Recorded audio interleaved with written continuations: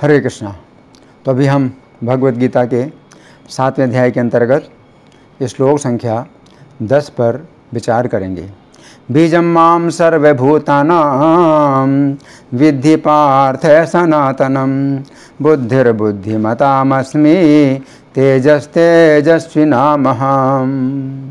तो यहाँ पर भगवान कह रहे हैं बीजं मां सर्वभूतानां विद्धि पार्थ सनातनम, कि हे अर्जुन तुम मुझे समस्त प्राणियों का सनातन बीज जानो।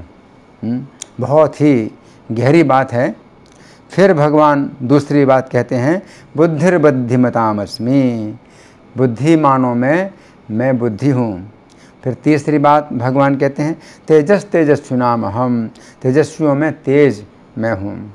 अब हम सुनेंगे प्रभुपाद तात्पर्य में क्या लिखते हैं। श्रील प्रभुपाद की जय। श्री कृष्ण समस्त पदार्थों के बीज हैं। कई प्रकार के चर तथा अचर जीव हैं। पक्षी, पशु, मनुष्य तथा अन्य सजीव प्राणी चर हैं। पेड़ पौधे अचर हैं, वे चल नहीं सकते, केवल खड़े रहते हैं। प्रत्येक जीव 84 लाख योनियों के अंतर्गत है, जिनमें से कुछ चर हैं और कुछ अचर, किंतु इन सबके जीवन के बीज स्वरूप श्री कृष्ण हैं। जैसा कि वैदिक साहित्य में कहा गया है, ब्रह्म या परम सत्य वह है जिससे प्रत्येक वस्तु उद्भूत है। श्री कृष्ण पर ब्रह्म या परमात्मा है। ब्रह्म तो निर्विशेष है, किंतु पर ब्रह्म साकार है। निर्विशेष ब्रह्म साकार रूप में आधारित है, ये भगवद गीता में कहा गया है। अतः आदि रूप में श्री कृष्ण समस्त वस्तुओं के उद्गम हैं। वे मूल हैं। जिस प्रकार मूल सारे वृक्ष का पालन करता है, उसी प्रकार श्री कृष्ण मूल होने के कारण इस जगत के समस्त प्राणियों का पालन करते हैं। इसकी पुष्टि वैदिक साहित्य में कठोपनिषद 2:13 हुई है। नित्यो नित्यानाम चेतनश्चेतनानाम एको बहूनाम यो विदधाति कामान। वे समस्त नित्यों के नित्य हैं, वे समस्त जीवों के परम जीव हैं और वे ही समस्त जीवों का पालन करने वाले हैं। मनुष्य बुद्धि के बिना कुछ नहीं कर सकता और श्री कृष्ण भी कहते हैं कि मैं ही समस्त बुद्धि का मूल हूँ। जब तक मनुष्य बुद्धिमान नहीं होता, वो भगवान श्री कृष्ण को नहीं समझ सकता। तो यहाँ प्रभुपाद का तात्पर्य पूरा हुआ। अब हम सुनेंगे श्री भगवान ने कहा में इस श्लोक की कैसी व्याख्या हुई है। पिछले श्लोक में श्री कृष्ण ने कहा था कि वे ही समस्त प्राणियों को जीवन देने वाले हैं। उस समय अर्जुन के मन में संशय उत्पन्न हुआ कि यदि श्री कृष्ण सभी प्राणियों को जीवन देने वाले हैं, तो सभी जीवों को जो विभिन्न शरीर प्राप्त होते हैं, इसका कारण क्या है।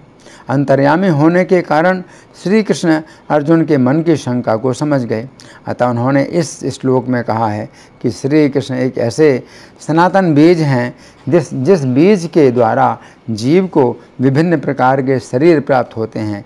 इस श्लोक में श्री कृष्ण की 3 अत्यंत महत्वपूर्ण शिक्षाएं हैं, जिनकी हम क्रम पूर्वक चर्चा करेंगे। तो पहली शिक्षा, श्लोक की प्रथम पंक्ति के शब्द हैं बीजं मां सर्वभूतानां विद्धि पार्थ सनातनम। अर्थात हे पार्थ, तुम मुझे समस्त सभी प्राणियों का सनातन बीज जानो। ये बात समझने की है कि इस भौतिक जगत में यदि बीज को बोया जाता है तथा सिंचन किया जाता है, तो वह बीज अंकुरित होता है तथा धीरे धीरे वृक्ष का रूप धारण कर लेता है। अब वह बीज नहीं रहा, वह बीज वृक्ष के रूप में परिणत हो गया। परंतु यहाँ पर श्री कृष्ण कह रहे हैं कि वे समस्त जीवों के ऐसे बीज नहीं हैं जो शरीर रूपी वृक्ष में परिणत हो जाता है, बल्कि हमें समझना चाहिए कि वे प्रत्येक जीव के साथ एक ऐसे बीज का कार्य करते हैं जिस बीज के द्वारा जीव को एक के बाद एक विभिन्न शरीर प्राप्त होते हैं, परंतु वह बीज नष्ट नहीं होता है। ये बात समझने की है कि इस भौतिक जगत में वृक्ष की जड़ में कुछ इसी प्रकार का गुण होता है कि जिस समय वृक्ष को काट दिया जाता है, उस समय जड़ के द्वारा वो वृक्ष पुनः उगाता है। परंतु वृक्ष की जड़ सनातन नहीं होती है। जड़ उतने समय तक ही जीवित रहती है जितने समय के लिए उस वृक्ष की आयु निश्चित होती है, तथा जड़ अपने निश्चित आयु के बाद स्वतः नष्ट हो जाती है तथा फिर उस जड़ से पुनः वृक्ष उत्पन्न नहीं होता है। परंतु यहाँ पर श्री कृष्ण अपने आप को एक ऐसा बीज बतला रहे हैं जो कभी भी नहीं नष्ट होता है, बल्कि जीव को उसके कर्म तथा उसकी इच्छाओं के अनुसार विभिन्न प्रकार के शरीर एक के बाद एक देता जाता है। ये सनातन बीज तब तक जीव को एक के बाद एक विभिन्न प्रकार के शरीर देता रहता है जब तक जीव पूर्णतः कृष्ण भावना भावित नहीं बनता है। श्रील प्रभुपाद इस बात की दूसरे प्रकार से व्याख्या करते हैं। यहाँ पर सर्वभूता नाम का अर्थ संपूर्ण सृष्टि भी होता है। इस प्रकार यहाँ पर श्री कृष्ण कह रहे हैं कि वे संपूर्ण सृष्टि के सनातन बीज हैं। यदि संपूर्ण सृष्टि की तुलना एक वृक्ष से की जाए तो श्री कृष्ण एक ऐसे अविनाशी बीज हैं जिनसे यह सृष्टि रूपी वृक्ष बार बार उत्पन्न होता है। सृष्टि रूपी वृक्ष सनातन बीज से बार बार उत्पन्न होता है तथा बार बार नष्ट होता है, परंतु सनातन बीज अर्थात श्री कृष्ण नष्ट नहीं होते हैं। इस श्लोक के तात्पर्य में श्रील प्रभुपाद लिखते हैं, श्री कृष्ण समस्त पदार्थों के बीज हैं। कई प्रकार के चर तथा अचर जीव हैं। पक्षी, पशु, मनुष्य तथा अन्य सजीव प्राणी चर हैं। पेड़ पौधे अचर हैं, वे चल नहीं सकते, केवल खड़े रहते हैं। प्रत्येक जीव 84 लाख योनियों के अंतर्गत है, जिनमें से कुछ चर हैं और कुछ अचर, किंतु इन सब के जीवन के बीज स्वरूप श्री कृष्ण हैं।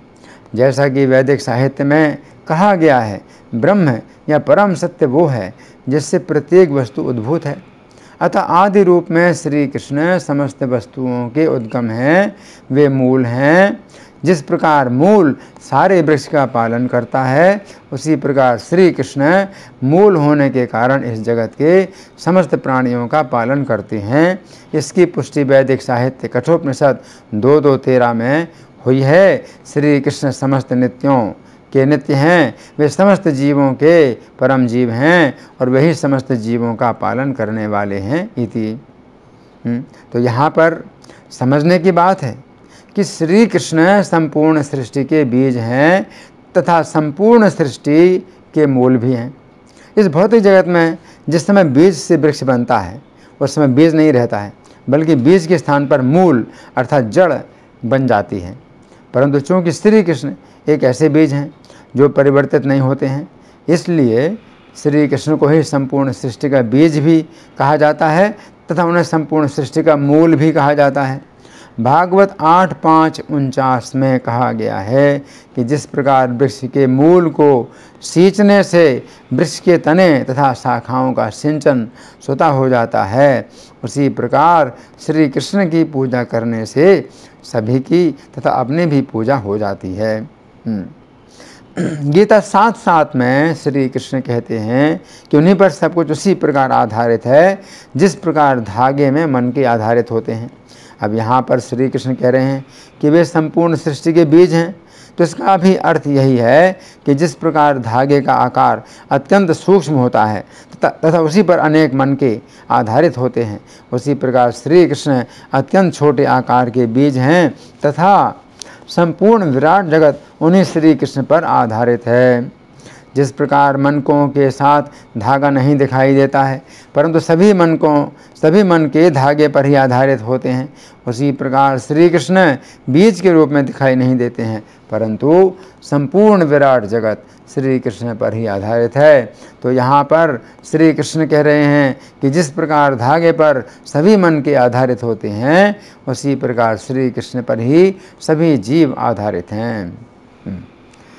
यहाँ पर श्री कृष्ण अर्जुन के लिए पार्थ शब्द का प्रयोग करके ये बताना चाहते हैं कि जिन प्रथा देवी अर्थात कुंती देवी का पुत्र होने के कारण अर्जुन को पार्थ कहा जाता है, उन कुंती देवी ने भी श्री कृष्ण को समस्त जीवों में आदि पुरुष माना है। भागवत 1:8-18 में वे कहती हैं कि हे श्री कृष्ण, मैं आपको नमस्कार करती हूँ क्योंकि आप ही आदि पुरुष हैं। आप समस्त प्राणियों के अंदर तथा बाहर स्थित होते हुए भी सभी के लिए अदृश्य हैं। तो यहाँ पर श्री कृष्ण अर्जुन से कह रहे हैं कि हे अर्जुन, मैं समस्त जीवों का प्रारंभिक कारण हूँ अर्थात बीज हूँ तथा तुम्हारी माता कुंती देवी भी यही बात मानती हैं कि मैं सभी जीवों का प्रारंभिक कारण अर्थात आदि पुरुष हूँ। अब दूसरी शिक्षा इस श्लोक के अगले शब्द हैं बुद्धि बुद्धिमताम अस्मि, अर्थात मैं बुद्धिमानों की बुद्धि हूँ। इस श्लोक के तात्पर्य में श्रील प्रभुपाद लिखते हैं मनुष्य बुद्धि के बिना कुछ नहीं कर सकता, और श्री कृष्ण भी कहते हैं कि मैं ही समस्त बुद्धि का मूल हूँ। जब तक मनुष्य बुद्धिमान नहीं होता है वो भगवान श्री कृष्ण को नहीं समझ सकता है। इति गीता 10:4 और 5 के तात्पर्य में श्रील प्रभुपाद लिखते हैं कि बुद्धि का अर्थ है नीर क्षीर का विवेक करने वाली शक्ति।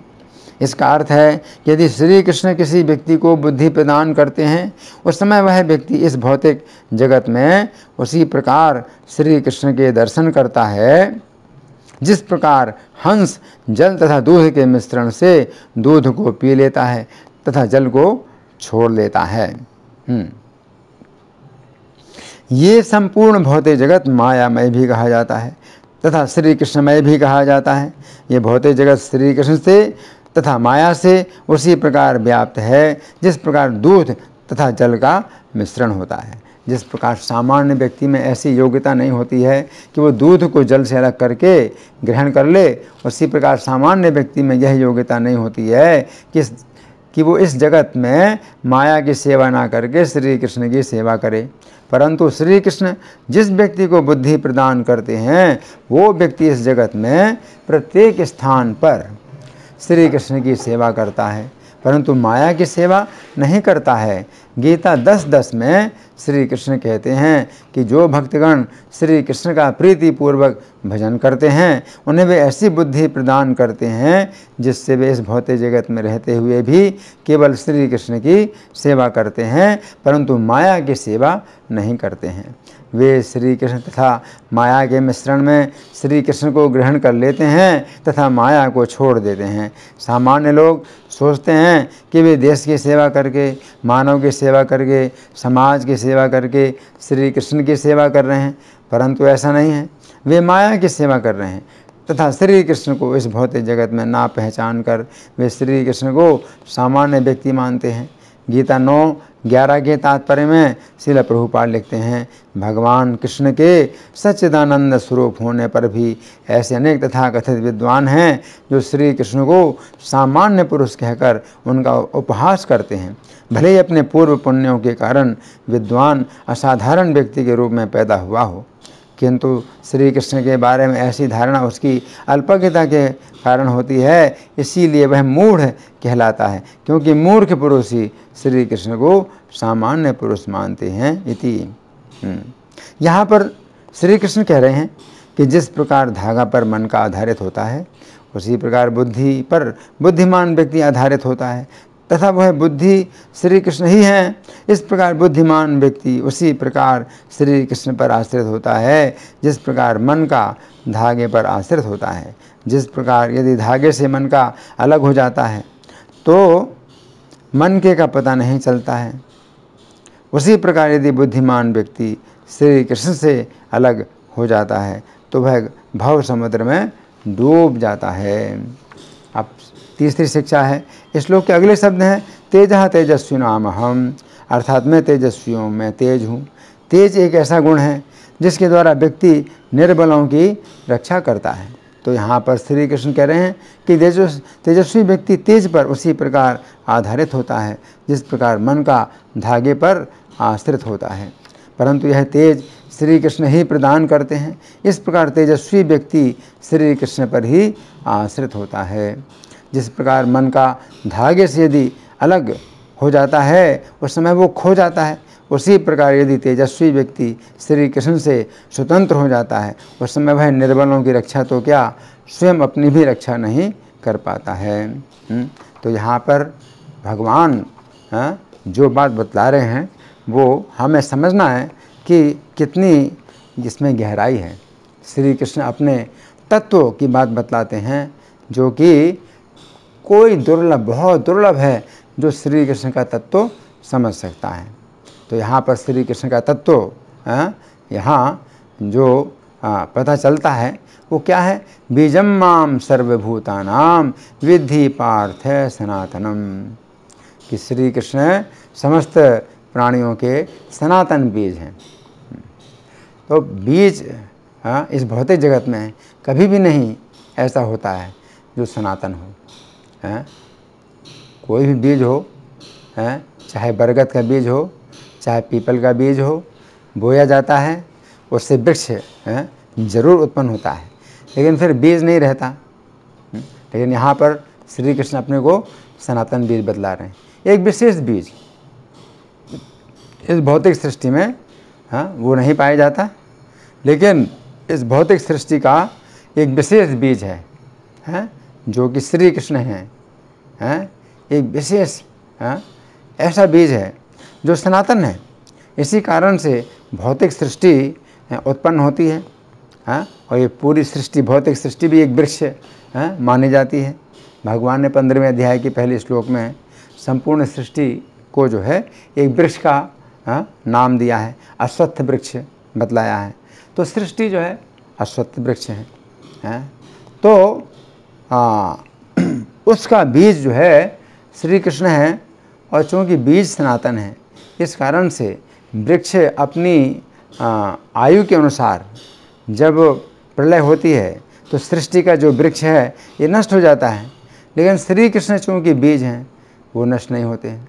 इस कारण से पुनः सृष्टि का वृक्ष उत्पन्न होता है। तो बीज हैं श्री कृष्ण हैं। तो बीज से पता चलता है कि वो आदि कारण हैं, संपूर्ण सृष्टि के कारण हैं।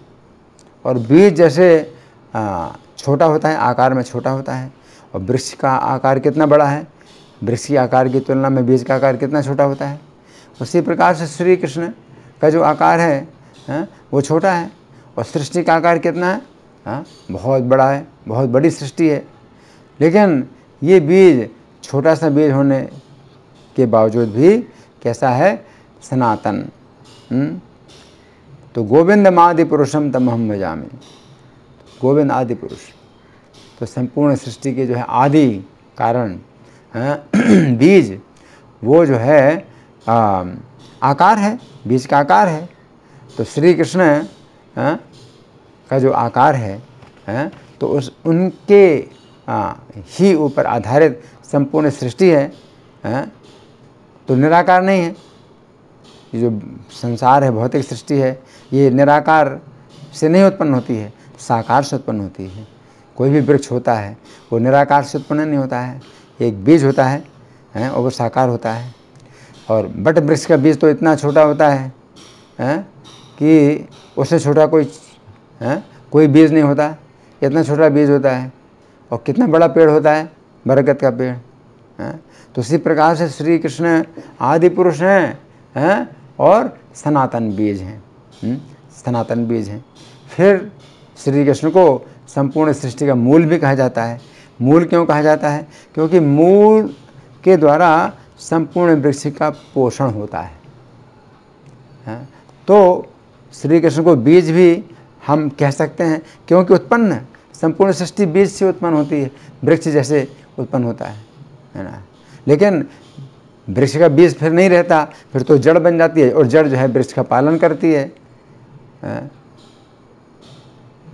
तो फिर श्री कृष्ण को मूल भी कहा जाता है कि संपूर्ण सृष्टि के मूल भी हैं, क्योंकि वो उनके द्वारा संपूर्ण सृष्टि का पालन भी होता है।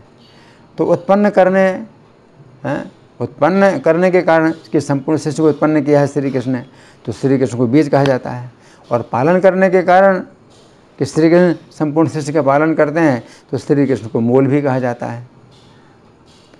और मूल में अगर आप सिंचन करते हैं तो संपूर्ण वृक्ष में सिंचन होता है। तो इस कारण से श्री कृष्ण को संपूर्ण सृष्टि का मूल कहा जाता है कि श्री कृष्ण की सेवा करने से संपूर्ण सृष्टि की सेवा होती है। तो ये जो है मतलब बड़ी जो है ये आनंदवर्धक बातें हैं कि अगर हम विचार करते हैं तो विचार ही करते रहें। और श्री कृष्ण का जो गुण है ये जो है हमें सुख प्रदान करता है, और ये ऐसा सुख प्रदान करता है कि अनंत सुख प्रदान करता है, इसका कोई अंत ही नहीं है, इस सुख का कोई अंत ही नहीं है। जब श्री कृष्ण कहते हैं कि संपूर्ण सृष्टि के वे सनातन बीज हैं, इसके बाद श्री कृष्ण कहते हैं बुद्धिर्बुद्धिमतामस्मि, बुद्धिमानों में बुद्धि में हूँ।